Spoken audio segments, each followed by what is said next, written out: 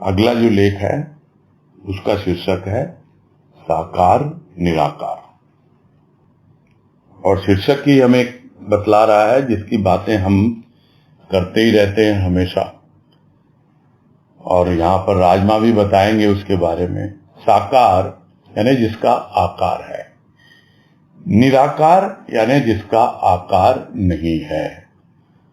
तो मोटे तौर पे यदि समझा जाए तो साकार यानी स्थूल, जिसका आकार है यानी जो 3 डायमेंशनल है, अंग्रेजी में कहते हैं 3 डायमेंशनल, यानी 3 आयाम हैं उसके। क्या क्या है? लंबाई, चौड़ाई, ऊंचाई। यह है साकार। स्थूल 3 डायमेंशनल होता है, और सूक्ष्म यानी निराकार वो मल्टी डायमेंशनल होता है, बहुआयामी होता है। यानी वो एक आयाम नहीं होता उसका, न जाने किन किन रूपों में वो हमारे अनुभव में आता है। साकार का एक रूप और एक नाम है, जबकि निराकार का न तो कोई रूप है, इसलिए उसे अरूपी कहा जाता है, और न ही कोई नाम है, इसलिए उसे अनामी कहा जाता है।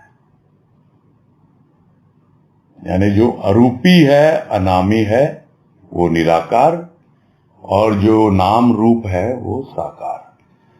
तो यह शीर्षक तो हमें इतना सा ही समझा रहा है, और इसका आगे जो भी बताएंगे इस लेख में राजमा, इन शब्दों के बारे में वो हम जानने की कोशिश करते हैं। तो कह रहे हैं साकार निराकार शब्द अनेक बार सुनने में आता है, अनेक बार पढ़ने में। इसका अर्थ भी समझने की चेष्टा की, समझ में आया भी, किंतु बस ऊपर ऊपर से। तो सुनने में तो आता है, और यही कह रहे हैं माँ यहाँ पर कि मैंने भी बहुत बार सुना भाई, सुनने में आता है, पढ़ा भी मैंने बहुत बार, पढ़ने में भी आता है, किंतु वास्तव में इसका अर्थ क्या है, इसके पीछे निहित भाव क्या है, उसको समझने की जो चेष्टा की तो समझ में आया कुछ कुछ समझ में आया, माने ऊपर ऊपर से ही समझ में आया, भीतर से कुछ विशेष समझ में नहीं आया। तो क्या भीतर से समझ में ही नहीं आया? कैसे आया वो बता रहे हैं कि जब अंतर्मुख होकर गहराई से विचार किया तो छा गया वह शब्द मन पर कि साकार क्या है, निराकार क्या है। तब अंतर्ध्वनि उठी कि साकार रूप है, निराकार स्वरूप। शरीर साकार है, हमें दिखलाई देता है, किंतु उसके भीतर का भाव निराकार है। भाव को ही सजाना है, संवारना है। जो जो भाव सजता है, त्यों तो परमात्मा के निराकार रूप का अनुभव होने लगता है। तो ऊपर ऊपर से समझने से नहीं होगा, अंतर्मुख होकर गहराई से विचार करना होगा। तो राजमा ने जो विचार किया वो बता रहे हैं। तो यह शब्द पूरा भीतर में गूंजने लगा, साकार निराकार, निराकार साकार, क्या होता है साकार, क्या होता है निराकार। तब एकदम से भीतर से एक ध्वनि निकली, अंतर्ध्वनि, कि भाई साकार क्या है, रूप है, और निराकार क्या है, स्वरूप है। यह उनको भीतर से सुनाई दिया, या कहें अनुभव में आया, या अनुभूति की एक ऐसी अवस्था बनी जहां पर उनके प्रश्न का उन्हें उत्तर मिला, समस्या का समाधान मिला। साकार रूप है, निराकार स्वरूप।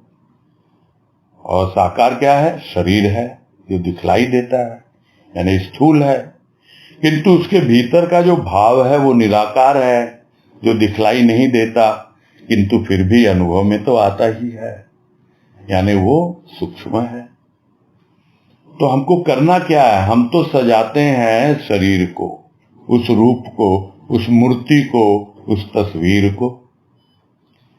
अरे सजाना है तो अपने भावों को सजाना है, अपने भावों को सजाना है, और उसको भी यदि सजाना है तो अपने भावों से सजाना है। और वो कब सहज हो जाता है? जब वो साकार निराकार बनकर यानी भाव बनकर हमारे हृदय में प्रतिष्ठित हो जाता है। और रोज रोज जिस तरह हम नए नए पुष्पों की माला बनाकर प्रभु का श्रृंगार करते हैं, मूर्ति का, तस्वीर का, वैसे ही रोज रोज नए नए भावों के पुष्प आते हैं और उससे हम अपने प्रभु को सजाते हैं, संवारते हैं। तो ज्यों ज्यों भाव सजता है त्यों त्यों परमात्मा के निराकार रूप का अनुभव होने लगता है, अपने आप होने लगता है। जितना भाव बढ़ता जाएगा, भाव सजना मतलब उसकी क्वालिटी इंप्रूव होती जाएगी। क्वालिटी यानी गुणात्मकता। अब बातें करते करते एक शब्द और याद आ गया जो कई बार चर्चा में आया है, हो सकता है सब लोगों के सामने नहीं आया हो, कि साकार और निराकार के बीच में एक शब्द आता है, वो है सगुण।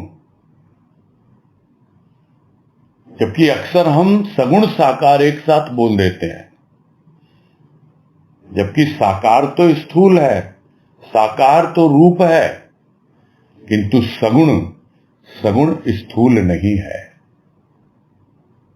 गुण है। गुण जो होता है वो सूक्ष्म होता है, किंतु हां वो उस आकार से जुड़ा हुआ होता है।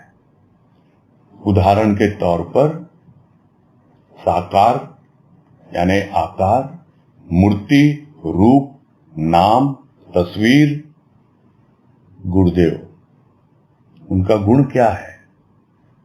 उनका गुण है प्रेम और भाव, यानी उनका सगुण रूप हुआ प्रेम और भाव। उसी तरह बाबा है, बाबा का गुण क्या है? भक्ति और ज्ञान। यह उनका सगुण रूप है। और जब हम गुरुदेव और बाबा दोनों के गुणों को समाहित कर देते हैं, तब हम प्रेम और भाव से भक्ति करते हैं और प्रेम और भाव से ही ज्ञान की ओर आगे बढ़ते हैं, या यूं कहें कि ज्ञान को उपलब्ध होते हैं। यानी सगुण गुणात्मकता है। जैसे जैसे भाव की गुणात्मकता बढ़ती चली जाएगी, यानी सगुण का रूप हमें और स्पष्ट होने लगेगा। और तब निराकार जो आता है, निराकार में गुण है किंतु आकार नहीं है वहां। यानी अब नाम और रूप का लोप हो गया, अब रह गया केवल गुण। और उसी की बात यहां कर रहे हैं राजमा कि वो गुण क्या है? भाव। तो भाव को ही सजाना है, भाव से ही सजाना है। और जो जो भाव सजता चला जाता है त्यों त्यों निराकार रूप का अनुभव होने लगता है। यानी और हमारा गुणात्मकता यानी सगुण भाव बढ़ता जाता है, तो हम निराकार की ओर आगे बढ़ने लगते हैं। आगे है, प्रेम का कोई स्थूल आकार नहीं होता। प्रेम शरीर के माध्यम से ही अभिव्यक्त होता है। अतः शरीर साकार, प्रेम निराकार। निराकार प्रेम का अनुभव करने के लिए भी साकार उपासना की आवश्यकता है, क्योंकि प्राणी सदैव स्थूल में ही विचरण करता है और स्थूल का स्थूल में ही आकर्षण होता है, जब तक कि उसकी वृत्ति सूक्ष्म न हो जाए। वृत्ति सूक्ष्म क्यों कर होगी? इस प्रश्न के साथ इस पैराग्राफ को पूरा किया है, तो हो सकता है अगले पैराग्राफ में इसका उत्तर आएगा। हम यही समझें यहां पर जो बतला रहे हैं कि जिस प्रकार से प्रेम का कोई स्थूल आकार नहीं है, जो पहले भी बात आई कि प्रेम क्या है, आकार नहीं है, साकार नहीं है, वो गुण है, सगुण है। तो प्रेम का कोई स्थूल आकार नहीं है, इसलिए क्या है, वो सूक्ष्म है। किंतु व्यक्त कैसे होता है? शरीर के माध्यम से व्यक्त होता है। शरीर के माध्यम से। कोई बोलेगा कैसे भाई शरीर के माध्यम से? तो जिसको हम साधारण रूप से बोलते हैं बॉडी लैंग्वेज। कोई कुछ भी नहीं बोले, कुछ व्यक्त करे ही ना, किंतु फिर भी यदि हमें समझ है, यदि हमें इतनी नॉलेज है, तो किसी के भी बॉडी लैंग्वेज से हम पता लगा लेते हैं या अनुभव कर लेते हैं क्या कि that person is in love, कि उसके भीतर प्रेम है, किसी न किसी के प्रति प्रेम है। और यदि वो अभिव्यक्त करे तो और स्पष्ट तो हो जाता है, और नहीं तो फिर आंखें देख के ही बहुत बार समझ में आ जाता है, उसके अंग संचालन से ही चेहरा मोहरा। किंतु वो कहां होता है, कहां व्यक्त होता है वो प्रेम? शरीर के माध्यम से। शरीर के माध्यम से वो व्यक्त होता है प्रेम अपने प्रेमास्पद के सामने। यानी एक प्रेमी है, वो यदि अपने प्रेम को अभिव्यक्त करता है तो अपने प्रेमास्पद यानी अपनी प्रेयसी के सामने करता है। उसके सामने अपने आप ही उसके भीतर का प्रेम उमड़ने लगता है। वो भले ही बोले या ना बोले, शरीर के माध्यम से उसकी बॉडी लैंग्वेज बतला देती है। तो शरीर तो साकार है, किंतु वो प्रेम क्या है? प्रेम निराकार है। तो प्रेम का यदि निराकार प्रेम का यदि हमें अनुभव करना है, और कहना ना होगा यहां प्रभु के प्रेम की बात हो रही है। यह उदाहरण जो दिया गया अभी 1 मिनट पहले, वो दिया गया है प्रेम को समझने के लिए। प्रेम तो निराकार है, और उस निराकार प्रेम का अनुभव करने के लिए साकार की उपासना की जरूरत पड़ेगी ही पड़ेगी। बिना साकार का आधार लिए आप सगुण तक ही नहीं पहुंच सकते, निराकार तो और बाद में आएगा। तो बिना साकार की उपासना के आप निराकार का अनुभव नहीं कर सकते। इसलिए निराकार प्रेम का अनुभव करने के लिए भी साकार उपासना की आवश्यकता है। और वो आवश्यकता क्यों है ये बोल रहे हैं, कारण बता रहे हैं।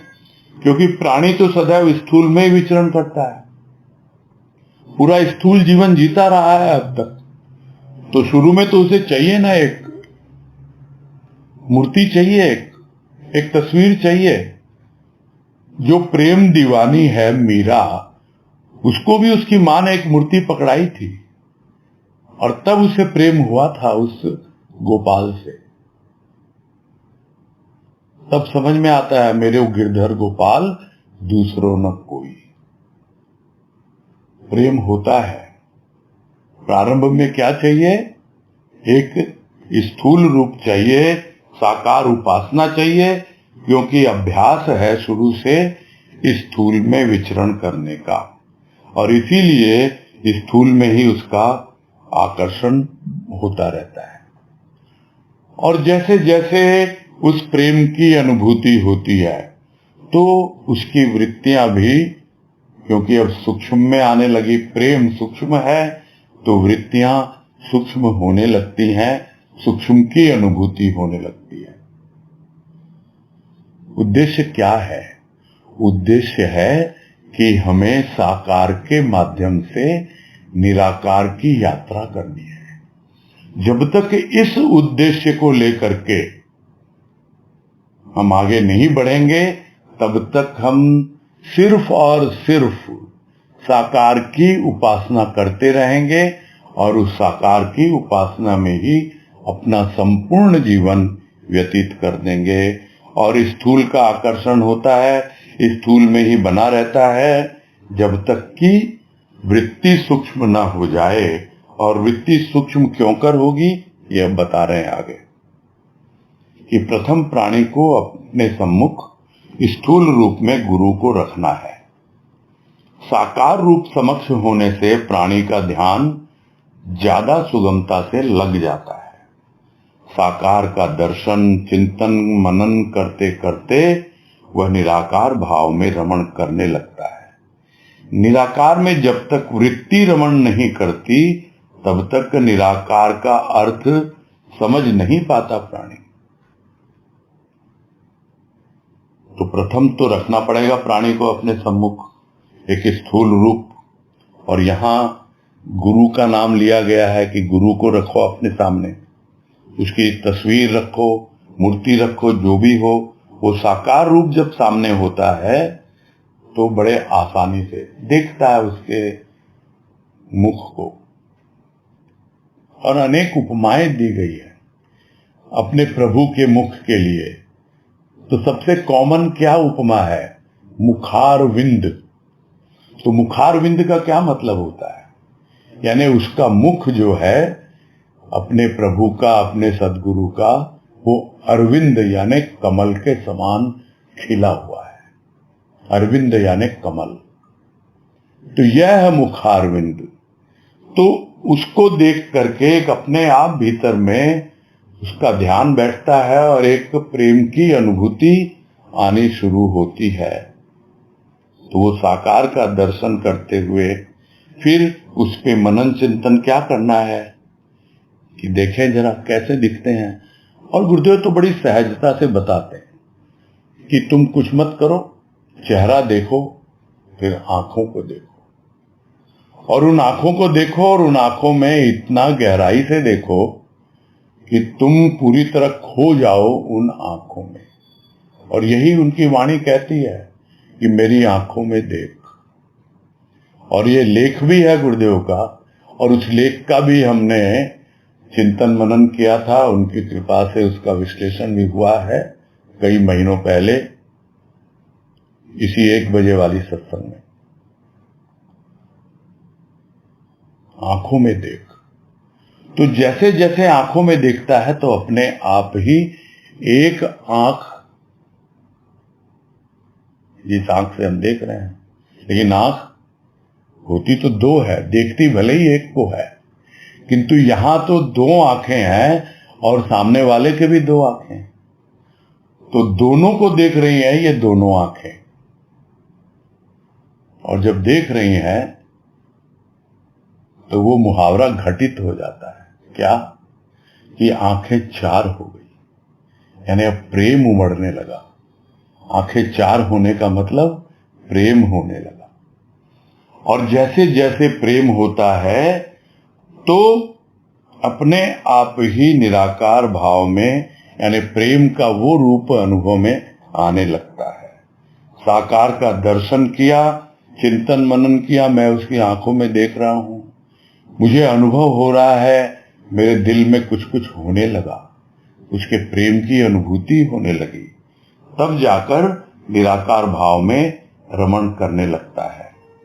अब उसकी वृत्तियां धीरे धीरे सूक्ष्म होने लगी, लेकिन जब तक वृत्ति रमण नहीं करती तब तक निराकार का अनुभव नहीं होता और निराकार का अर्थ समझ में नहीं आता। तो यहां वृत्ति से क्या मतलब, वो वृत्ति जिसको हम कहते हैं जहां से प्रेम उपज रहा है, वृत्ति ही वो सोर्स है। तो प्रेम जहां से उपज रहा है वो वृत्ति धीरे धीरे विचार में आती है। तो पहले विचार पे मनन कर रहा था, अब उसको समेट रहा है, यानी मनन चिंतन को और अंतर्मुखी होकर भीतर ले जा रहा है और पूरी समस्त वृत्तियों को प्रेमावृत्ति में समाहित कर रहा है।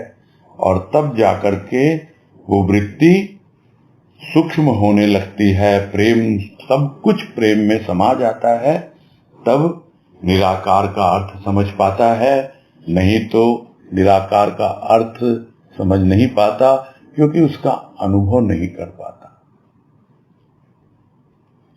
आगे है, जब प्राणी गुरु मूर्ति का, राम या कृष्ण के रूप का दर्शन नहीं करता है, उनके भाव की ओर, स्वरूप की ओर उसकी दृष्टि नहीं पहुंचती, तब तक वह अंधेरे में ही रहता है।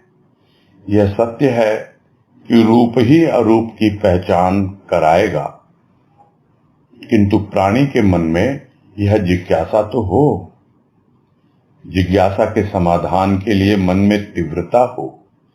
जितना महान लक्ष्य होगा उतना ही परिश्रम अधिक हो, तभी लक्ष्य में सफलता प्राप्त होती है।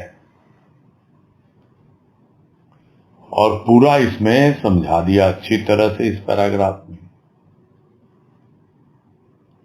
कि आपके सामने अपने इष्ट की मूर्ति ही नहीं है, और आप चले हो, बहुत तरह की बातें कर रहे हो, साकार निराकार की बातें कर रहे हो, तो सबसे पहले तो एक मूर्ति चाहिए सामने, गुरु की, राम की, कृष्ण की, किसी भी रूप में हो।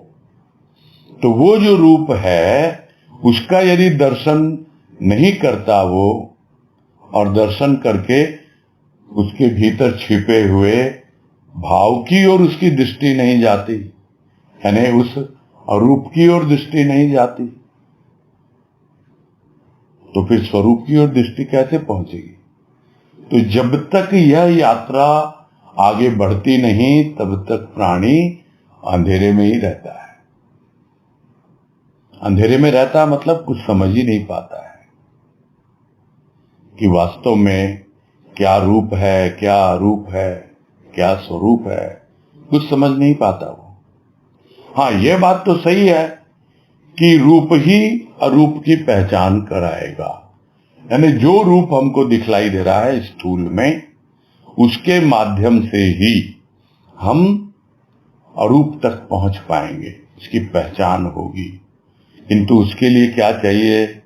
उसके लिए जिज्ञासा तो चाहिए ना, इसके लिए इंटरेस्ट चाहिए, रुझान चाहिए कि मुझे भी रूप से अरूप की यात्रा करनी है, मुझे अरूप को पहचानना है, यानी मुझे साकार से सगुण और उसके बाद सगुण से निराकार तक पहुंचना है। तो ये जिज्ञासा तो होनी चाहिए भीतर में। किसी ने कह दिया और हमारे भीतर कोई जिज्ञासा ही नहीं है, उसके प्रति कोई इंटरेस्ट नहीं है, रुझान नहीं है, तो है ही नहीं, बात ही नहीं बनेगी। तो सबसे पहले तो जिज्ञासा चाहिए, और जिज्ञासा यानी खोज, और उस खोज के लिए हमारे भीतर तीव्र लगन हो कि जल्दी से जल्दी हमें इस जिज्ञासा का समाधान मिले। यानी जो भी जिज्ञासा पैदा हो रही है, जो भी प्रश्न उठ रहे हैं भीतर, उसका हमें जवाब मिले, उसका सॉल्यूशन मिले, और उसके लिए मन में तीव्रता हो, इंटेंसिटी होनी चाहिए भीतर, सिर्फ बोलने से नहीं है, अंदर वैसी लगन होनी चाहिए। और इतना ही नहीं, जितना लक्ष्य महान होगा, स्वाभाविक है उसी के अनुसार उतना ही अधिक परिश्रम होगा उसमें, यानी उतना ही पुरुषार्थ भी करना पड़ेगा, तब जाकर के लक्ष्य में सफलता प्राप्त होती है। यानी सिर्फ सुन लेने से, पढ़ लेने से, बातें कर लेने से, चर्चा सुन लेने से नहीं होता है, खुद करना पड़ता है। परिश्रम कौन करेगा? खुद को करना है। ये एक ऐसा रास्ता है जहां पर आप किसी को भी, क्या बोलते हैं आजकल की भाषा में, आउटसोर्स नहीं कर सकते। अक्सर लोग आउटसोर्सिंग कर देते हैं, ये काम मैं नहीं करता, चलो किसी को सौंप देते हैं। यहां किसी को सौंप नहीं सकते, आउटसोर्स नहीं कर सकते। यह पुरुषार्थ, परिश्रम, कुछ भी नाम दे, यह तो खुद को ही करना होता है। और अधिक है, तो थोड़े से नहीं होगा कि चलो नाम के लिए कर लिया भाई, हम भी कुछ कर रहे हैं। नहीं, पूरी लगन के साथ तब जाकर के लक्ष्य में सफलता प्राप्त होती है। आगे है, साकार रूप को सम्मुख रख उनके निराकार भाव की पूजा ही मन को उच्च भावों की ओर प्रेरित करेगी, प्रतिष्ठित करेगी। तो सार यही है अंत में, इस लेख के पैराग्राफ के अंत में, अंतिम पैराग्राफ में, कि जब तक साकार रूप नहीं होगा सामने, तब तक निराकार का प्रश्न ही नहीं उठता है। किंतु यदि साकार होके हमारे भीतर में कोई जिज्ञासा नहीं है, हमारे भीतर में उसके प्रति कोई रुझान नहीं, इंटरेस्ट नहीं निराकार के लिए, तब भी आगे नहीं बढ़ पाएंगे। तो पूजा किसकी हो? निराकार भाव की। वो निराकार भाव की पूजा किससे हो? भाव से हो। भाव की पूजा भाव से। तो भाव को ही सजाना है, भाव को ही संवारना है। किससे? भाव से ही। भाव से ही भाव की पूजा करनी है। तब जाकर मन जो है उच्च भावों की ओर प्रेरित होता है, यानी उसमें क्वालिटेटिव इंप्रूवमेंट होता है। जो बात अभी इस लेख के शुरू में ही आई, तब हमें उसकी गुणात्मकता का पता लगता है कि किस प्रकार भाव में हमारे गंभीरता, गहनता, प्रगाढ़ता। अब ये कहीं पढ़े तो नहीं है, किंतु गुरुदेव की कृपा से यही लगता है कि ये तीन गुण, जैसे प्रकृति के तीन गुण होते हैं, वो तो बिल्कुल उल्टी दिशा में होते हैं, लेकिन ये तीन गुण अपने लक्ष्य की ओर ले जाते हैं।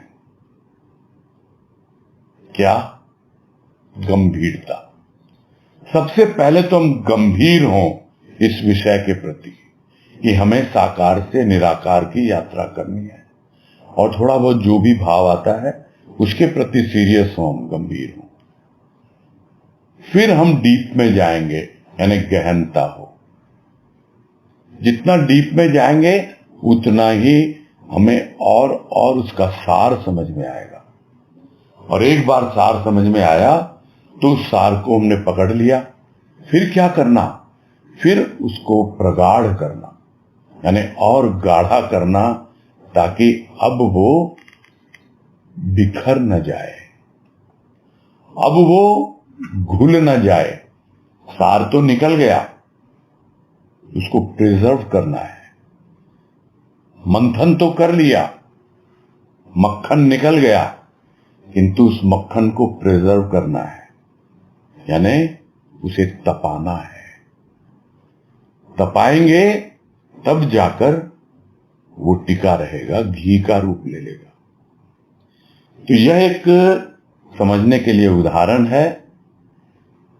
उसके द्वारा ही मन जो है उच्च भावों की ओर प्रेरित होता है, और भाव की पूजा ही हमें उस ओर बढ़ाती है, प्रेरणा देती है, और उसकी कृपा से हमारे भीतर में वो भाव इतने उच्च धरातल पर प्रतिष्ठित हो जाता है कि हम अच्छी तरह से समझ जाते हैं क्या तो सारा साकार है और क्या निराकार है। तो ये लेख यही संपूर्ण होता है, और समय भी अब थोड़ा सा सीमित ही है। कल शुरू करेंगे दूसरा लेख। हाँ, किसी को कुछ है प्रश्न तो वो कर ले, थोड़ा समय मिल गया आज हम लोगों को। केतु बंका, बोलिए। हाँ, आवाज थोड़ी धीरे आ रही है आपकी, और तेज करिए थोड़ी आवाज। हाँ, माइक थोड़ा नजदीक ले लो। हाँ ठीक है, अभी आ रही है। हाँ बोलिए। हरिओम। कुछ बातें मन में थी, वो आपके साथ हाँ बोलिए। ये प्रवचन नहीं होता है, ये क्या कहें, चर्चा कह लें या विश्लेषण भी कह सकते हैं। लेख है ना। हाँ लेख है ना एक्चुअल में ये। तो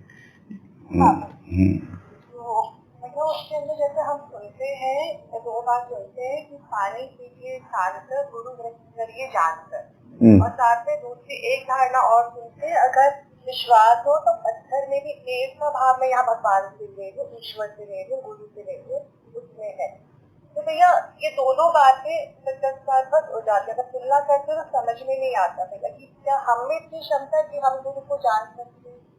और दूसरा मन में मेरे निरंतर ये प्रश्न रहता है कि हम इश्क को चुनते हैं या इश्क हमें चुनता है? क्या शिष्य इश्क को गुरु को चुन सकता है? ये कुछ बातें भैया हर समय मन में नहीं है, मेरे समय समय से आगे आती रही है, और जब आज ये आत्मा का दिखाया सामने तो मन हुआ कि नाम देख।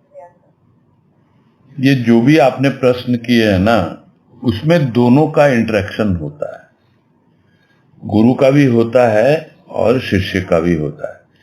जब तक आपने उसको गुरु माना नहीं है तब तक तो दोनों एक व्यक्ति हैं।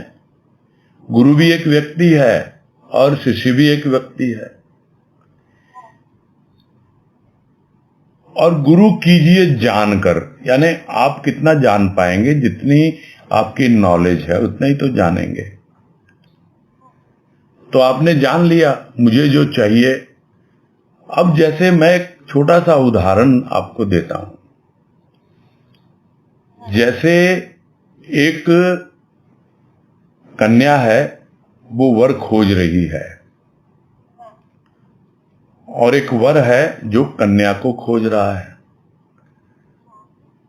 तो कितनी सी देर में कितना जान पाते हैं, वैसे ही है। थोड़ा सा इंट्रोडक्शन होता है, जितनी जिसकी नॉलेज होती है या जितना कुछ एक दूसरे के संबंध में जान सकते हैं। अब प्रश्न ये है कि गुरु ने हमको चुना या हमने उसको चुना? दोनों ने चुना एक दूसरे को। जैसे वर ने कन्या को चुना और कन्या ने वर को चुना। दोनों एक दूसरे को चुनते हैं, और जब तक यह नहीं होता तब तक बात नहीं बनती है। गुरु ने तो न जाने कितनों को चुना, जो देखा है हमने, फिजिकली देखा है। मैंने अपने जीवन काल में देखा है गुरुदेव के साथ। उन्होंने तो कितनों को चुना, लेकिन कितने टिके? आधे से ज्यादा, मेरे को पता है, आधे से ज्यादा तो जैसे ही उनका शरीर गया, कल भी बात हो रही थी ना, निर्वाण के ऊपर राजमा का अनुभव था। तो जैसे ही शरीर शांत हुआ, उसके बाद पता नहीं कहां, जिसको कहते हैं उड़न छू, गायब हो गए। तो उन्होंने तो चुना था, फिर टिके क्यों नहीं? तो क्या उन्होंने नहीं चुना था? उन्होंने भी चुना था, लेकिन स्वार्थ की पूर्ति के लिए चुना था। और उनको यह लगा, जो आज बात हुई साकार की, कि जब तक वो साकार रूप में है, मेरे सामने जीवंत है, तब तक तो मेरा काम बन रहा है। निराकार को उन्होंने पकड़ा नहीं, समझा नहीं, तो इसलिए वो हट गए वहां से। उनकी आस्था जो है वो डगमगा गई और फिर से दूर हो गए। तो कौन किसको चुनता है? दोनों एक दूसरे को चुनते हैं। जितना जान सकते हैं उतना जानते हैं। हाँ, वो ज्यादा जानने की कोशिश नहीं करता है। गुरु ज्यादा छानबीन नहीं करता है। शिष्य भले ही कर सके या 2 जनों से पूछे जो पहले से ही उसके शिष्य हैं कि भाई कैसा है ये गुरु, उनसे रिपोर्ट ले उसकी। किंतु गुरु जो है वो शिष्य के बारे में, वो जैसा है आ जा तू मेरे पास। यदि वो सच्चा गुरु है, यदि वो सदगुरु है, तो जो जिस हालत में भी हो, जैसा भी हो, वो उसको उसी ढंग से अपनाता है। तो ये पॉइंट तो हमेशा के लिए दिमाग से सोच लीजिए कि everything in life is interactive. हम चाहते हैं कुछ, तब वो पूरी होती है चाह। वो हमसे बहुत कुछ चाहता है, लेकिन यदि हम नहीं चाहते तो वो कभी पूरा नहीं होता है। तो उसके चाहने से क्या होता है? हम ही नहीं चाहते, और हम चाहते हैं तो हमारे चाहने से क्या होता है? जब तक वो नहीं चाहेगा। तो समझ में आ गई ना सारी बातें? ये इंटरेक्टिव है। हाँ जी, दोनों की चाह होनी चाहिए, दोनों की रजामंदी होनी चाहिए।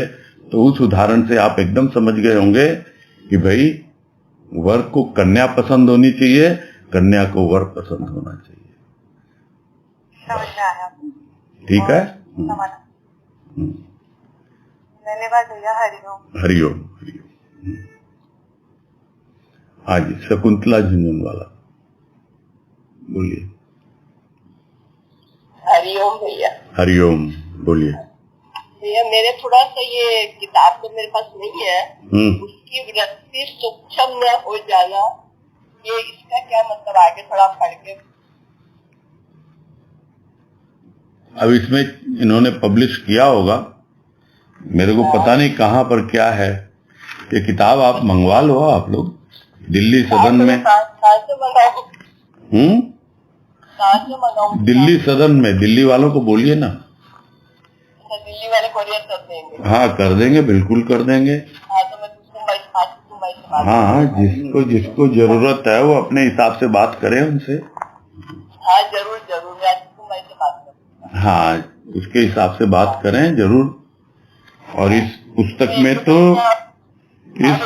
इस पुस्तक में तो ज्यादातर जो है ना वो लेख ही होंगे, पता नहीं, अब पढ़ेंगे तो मालूम पड़ेगा। काफी लेख हैं इसमें, ऐसी बात नहीं है। नहीं भैया, ये राजमार्ग की और सब किताबों में तो जो भी लेख में वैसे लगता है कि रोंगटे खड़े कर देते हैं सुन के, एक शब्द उनके ऊपर अगर ध्यान दो। बहुत सुंदर है भैया। आज सुबह जो आपने मैंने रिकॉर्डिंग सुनी आपकी, तो आप जब बोले कि मैंने आज तो गुरुदेव बोले कि मैं तुझे आज देता हूँ, देखो शब्द इतना गहरा मेरे गहराई में चला गया कि गुरुदेव ने भैया को जगाया, भैया हमको जगा रहे हैं। पता नहीं कौन किसको जगा रहा है। पता नहीं कौन किसको जगा रहा है। बस सीधी बात यही है, हम लोग तो एक क्या बोले उसके चरणों की धूल हैं। बस आपने वो बोला मुख आदमी थी, फिर गुरुदेव को तुझे मैं दे रहा हूँ, तो मुझे लगा आज वो हमारे काम आ रही है। कोई बात नहीं, कृपा है, कृपा है। एक ऐसी है कि रोंगटे खड़े कर देती है। ठीक, ध्यान दो जब। तो बस यही मुझे पूछना था। ठीक।